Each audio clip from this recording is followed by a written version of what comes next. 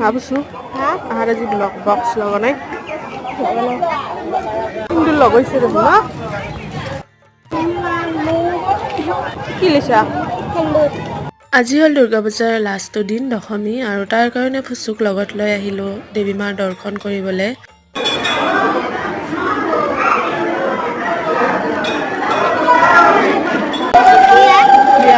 নালগে আহা দেখিছেনে ফুচুক ভিডিঅ' বনাব দিছিলো কি ভিডিঅ' বনাই দিলে আৰু আজিৰ দিনটো মনটো বহুত বেছি বেয়া লাগি থাকে